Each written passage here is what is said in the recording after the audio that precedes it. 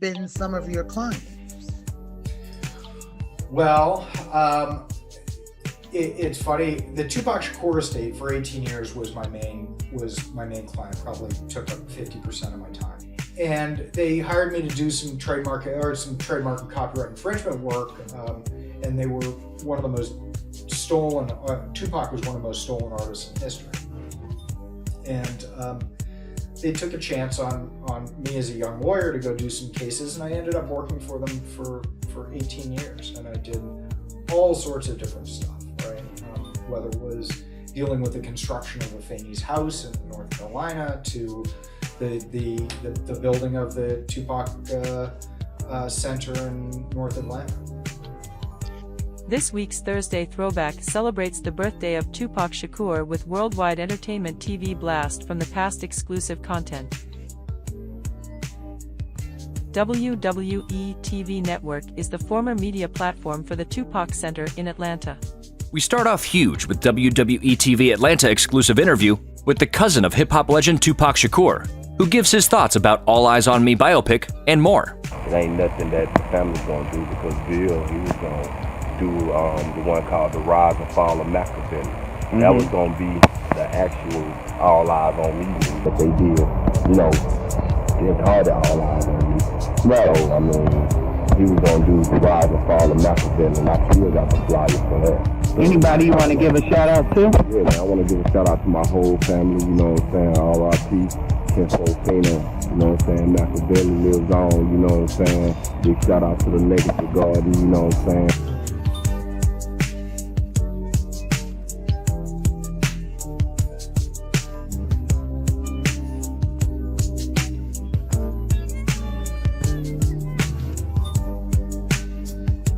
Welcome to Worldwide Entertainment TV Atlanta, and I'm your host, Miss Goldie. Right now we are live at Legacy Garden Park, and we have the ultimate WWE TV Atlanta exclusive with the super producer himself, Mr. James Worthy, or should I say King James Worthy? You can say both. It is my pleasure to have you here today at Legacy Garden. Well, I'm James Worthy. I'm a Grammy Award producer, songwriter. I'm an actor and artist as well, from Queens, New York. So up top, baby. Shout out to Queens. Shout out to Queens. So what brought you to Atlanta? Oh man, I came to Atlanta about 10 years ago for a couple reasons. I had a lot of clients in Atlanta. This is just the beginning, 2018. That's right. It's only the beginning, and you saw it here. It's not his beginning because he has done so much already, but I can't wait to see what your future looks like, and WWE TV is definitely always here for you and here to support you. You know, it was my pleasure to have you over here at the Tupac Center. Thank you for having me. Like, how does it feel over here? This is great. Like, you know, it's crazy. We was talking about this earlier. I never been here, and I rode past this so many times. I'm like, so when y'all told me, I'm like, what?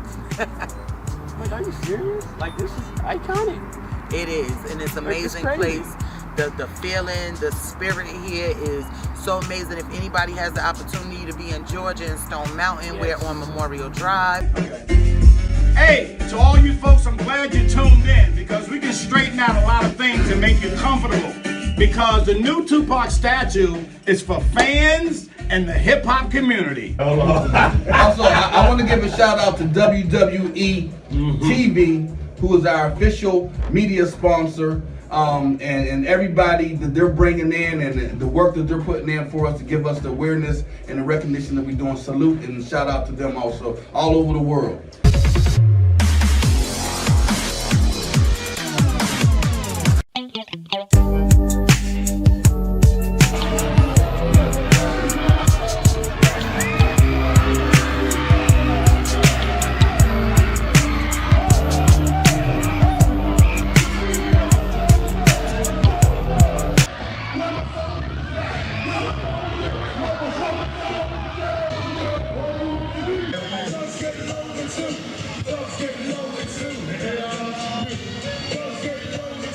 That's right, this is Alicia, BET Mobile DST. Check out WWE TV Atlanta. Worldwide, we are in the Tupac tribute. It's going down in major ways. It's a blessing to be here. One love to Goldie. One love to Jim Burnett, Raw Entertainment. Check me out at the Real Alize, D-A, Real A-L-A-Z-E. Google BET Mobile DSG. We got your back. They put a Tupac statue in Stone Mountain. That let you know how much sugar in the oil. What the fuck it did? It supposed to be pop? What the fuck it did? That's granddad. This ain't no goddamn Tupac. Hey, look, man, y'all find out what it take to get this statue changed, man. How much it costs or whatever. Nah, we just gonna change the whole statue, man. Cause the face ain't, I mean, the wardrobe ain't right neither, man. Listen, man, my girl mama live like that. Nah, man, we need to. And replace it by the morning. Nah, we need to change that. We need to change that, man. I don't like it. I don't like it at all. Let's start. I'm willing to make myself available to do anything I can and spare and donate resources toward changing that motherfucking statue. And my raps that I'm rapping to my community, every time I speak, I want the truth to come out.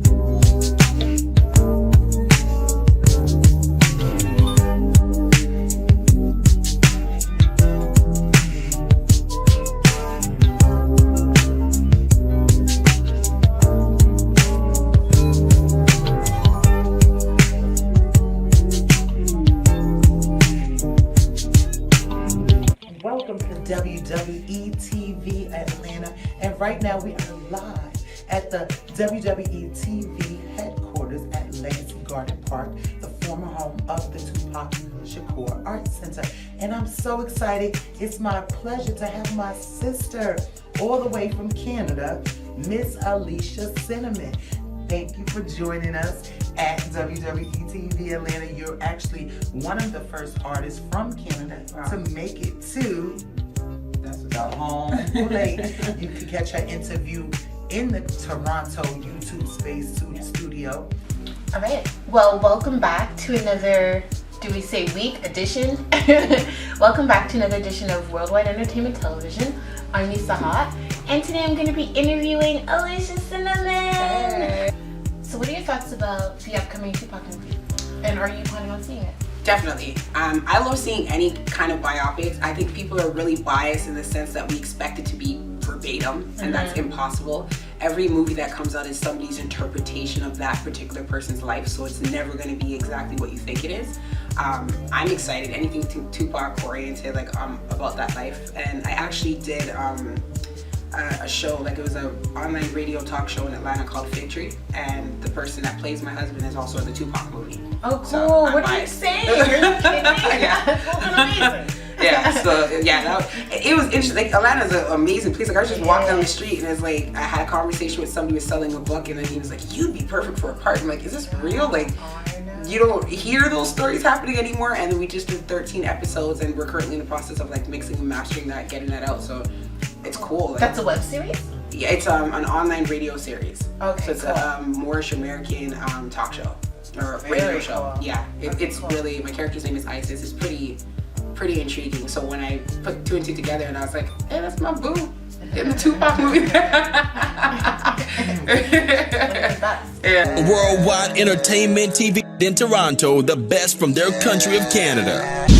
Alright everybody, you already know what time it is. It's the one and only Brooklyn, and I'm here to let you know that I'm keeping my ear to the street. I'm keeping my ears to the street on Worldwide Entertainment TV. Yes, make it a date, don't be late. 24/7 streams all across the world, and make sure that you let everybody know to follow us on Worldwide Entertainment TV. If you don't know, now you know. I'll be covering all the stories, all the fashion, all the anything that goes down in the dots, that's me. Hi everybody, as you know, it's the one and only Brooklyn here with Alicia Cinnamon. Yes, honey. Before we were taping, me and her were chopping it up a little bit later. So you ready, girl? Because I am. Yes, honey. So the last time we spoke with you, Worldwide Entertainment TV, you were in Atlanta. So could you tell us about the whole experience visiting the Tupac Center and Miss Goldie? Yeah. The whole experience in Atlanta was like very welcoming. The people were very receptive to what it is that I was doing. I gave a little bit of R&B, threw in some reggae, and that was well received. Going to the Legacy Garden, the Tupac Center, was just like a really once in a lifetime experience, because being such a big Tupac fan, Goldie made me feel very welcome. She told me I was like one of the first Canadians to pass by there, so that was definitely something that, or artists from Toronto that passed by there, so that made me feel very important. And it was just nice seeing the headquarters and seeing that Worldwide Entertainment expands further than just Toronto. Yes, honey, we're not just in Toronto, we're in Atlanta, we're in LA, we're in New York. Oh my God, the UK, we're about to take over everywhere, and I cannot wait. What are your thoughts on Tupac and his legacy? Tupac and his legacy? His legacy's still continuing. He's getting kind of beat up by all these different rappers trying to do different comparisons to him. Yeah. I spoke about it on my podcast, We Love Hip Hop. We'll tune in for that. Yeah, like we spoke about it with Troy Ave when he has his album that's called, or his mixtape called Tupac. Yeah. Right? Yeah. And then he went through a whole bunch of flack for that. So he said it was the new Pac too, right? No, new Pac. Yeah, okay, there you go. Tupac is Lil Boozy or Boozy. Okay, there you go. Yeah. You know what I mean? And he's not getting as much flack, but yeah. Just leave Tupac alone. Are you gonna check out the biopic? My attention span has been really short lately. I don't have a lot of time to check out long form things. So if it's when it drops and I'm able to sit and watch it in my house with a blunt, then yeah, I'll definitely take it. That's fair. That's fair. But, that's fair. Yeah. I'm gonna take a shorty to the theater to watch. This is what I'm saying. I'd go with you just so that we could talk about it on your podcast. Right? Yeah. Cool. Three things wrong with gangster rap. It is obscene. It is obscene. It is obscene.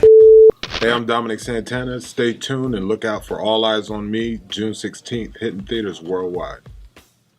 So how many of y'all heard what the vice president said about me? Cops kill innocent black folk every day. Quail's coming after me.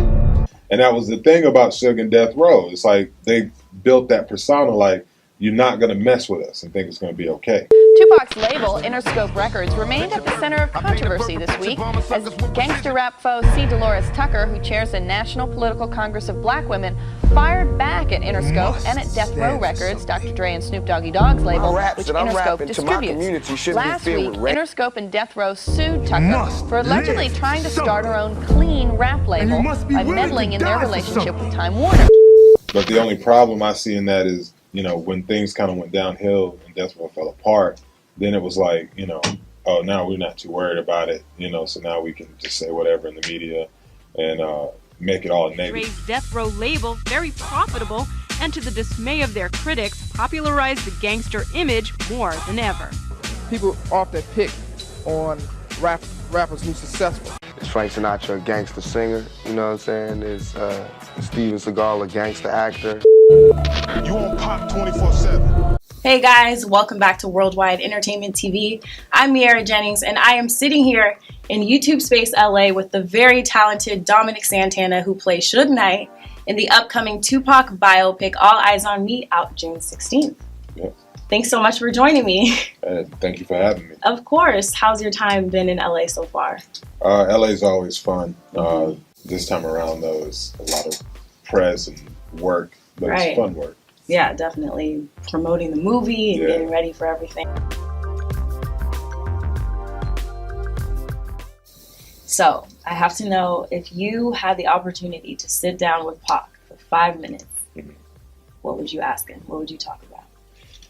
Man, that's a hard one. Because if that ever happened, we'd probably talk all week. Yeah. I think the main thing I would ask, what I would say is, I'd ask him, Pac, what would you have done different?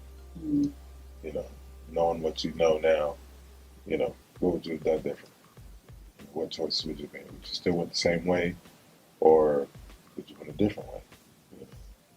I think that answer would be the most interesting.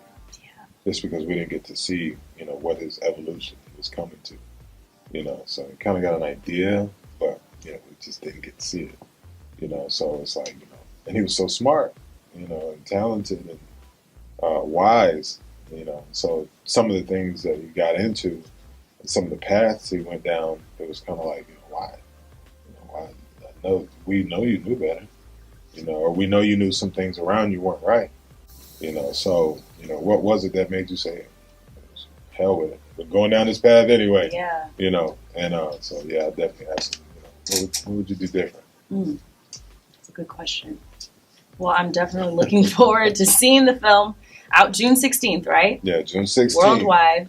Who are some of your favorite artists? I got a bunch. I couldn't even name one, but to me, Pac was the best, obviously, hands down. His music's still so relevant to this day. There'll never be another. Everybody, all your favorite artists took something from Pac. You know what I'm saying? Mm-hmm. Whether it be speaking on social injustice, and there's so much going on now back then that now it's even going on. You know what I'm saying? Yeah. But there's a lot of artists. I couldn't even narrow it down, but I just know Pac's always my go-to. If I'm chilling, I'm on the block or whatever, I'm just hanging out myself, and I just. Speaking of Tupac, did you have a chance to see his movie by any chance? Oh, Eyez On Me? Yeah, I saw it. What did you think about it?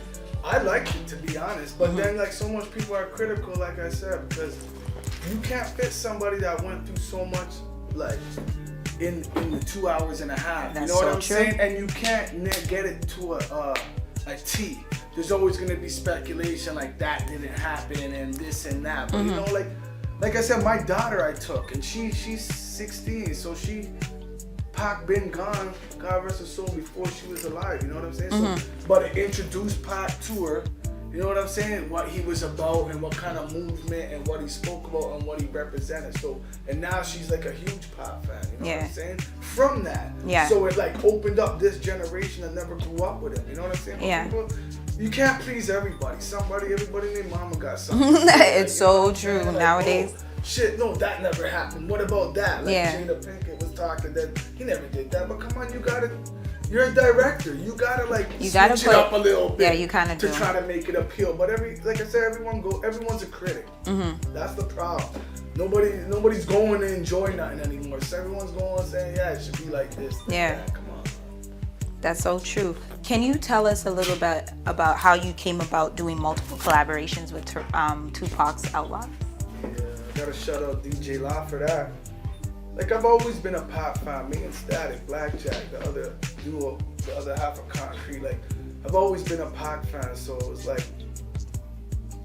heard they were doing a show up here, you know what I'm saying? And I hit up DJ La, yo, can we open up for them, whatever, let me get on the track. So he hooked me up with their road manager at the time, and then he made the link with me with Young Noble, my brother, my homie right there. And then we did the song The Streets. Yeah. For first album, Fast Life, and then he just hit me up, man. Yo, I'm feeling your shit, man. Fuck, I didn't even know T.O. had motherfucking shit like that. Serious. And then boom, and then we just started working on music. Legacy Center in Stone Mountain on Memorial Drive. And for all of you from the community, y'all should be cheering just for that alone. We got some stuff happening in his backyard. This gentleman who has a mission. I want y'all to hear the mission. I want you to meet him. And I think y'all need to show him some love too. Y'all give it up for Mr. Jim Burnett, y'all. Give it up. Which one is he? Okay, there, that's him. How's everybody? All right. I want to kind of clarify a couple of things. This is no longer the Tupac Shakur Center. Uh-oh, I see some faces. Uh-oh. This is the Legacy Center and the Legacy Garden. When I purchased this property back in December of 2015, one thing I did do and promise to the family that I would never let that name die. We're not going to let the spirit of Pac die. That's good. All right, but I want to clarify, because of legal reasons, this is not the Tupac Center. Right. But believe me, the spirit's here, his ashes is over there, and his statue's going to be over there. All right, the Legacy Garden, just so you know, We named it the Legacy Garden because we're not only, and I'm giving you guys a little inside information that most people don't even know yet, but we're going to have other stars, statues in that park. All right? So it's going to be our park for our stars. On Real Talk, we have to. If we don't respect, if we don't honor our own stars, all right, some of them died, early. We want to have Lisa Lopez over in that park. We want to have Biggie over in that park. And then we're going to take suggestions from some of you guys as to who else. But we can't do it by ourselves. This is going to be a community thing. All right? We need your help as far as monies to raise it so we can put it up there. This, as you probably see, this is a sculpture that's it's not finished. This is not the finished product. All right? But he's working on this. The sculpture that's going to be put up, the new statue that's going to be put up. There's a lot of more work that's needs involved.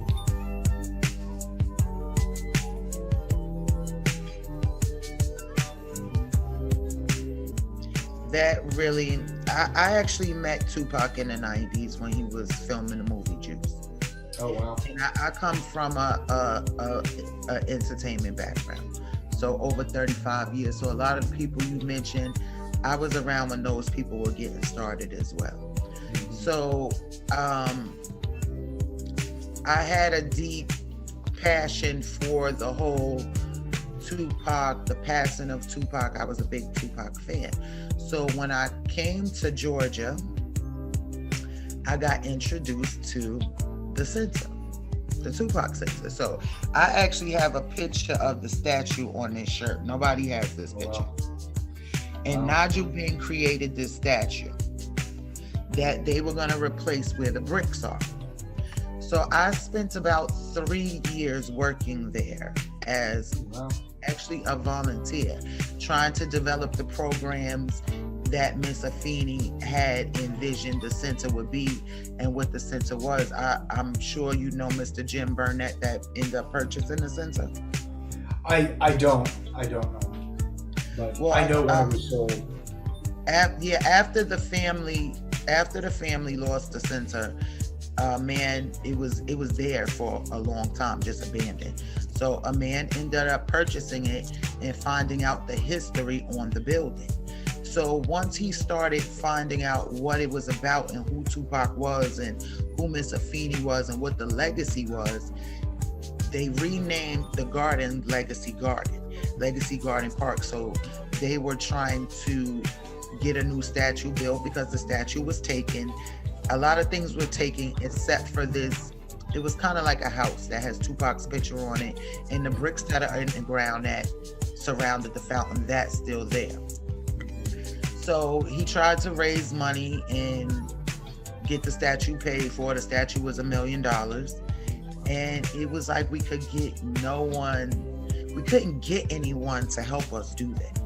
So time went on, we restored the center, we started creating programs for the community, because a lot of people from the community would come say, if it wasn't for Miss Afeni, I couldn't have fed my kids. If it wasn't for Miss Afeni, we wouldn't have had anywhere to go. So she was really instrumental in that Stone Mountain community as being an outreach. So it just became so passionate for me. And the center got sold again, and now it doesn't even have the purpose or the legacy of what it was created for, and it just hurts me so bad. Hey everyone watching Worldwide Entertainment TV. This is Ashley. Let us know your thoughts below and hit that notification bell after subscribing. Visit WWETVN.com to check out this worldwide exclusive.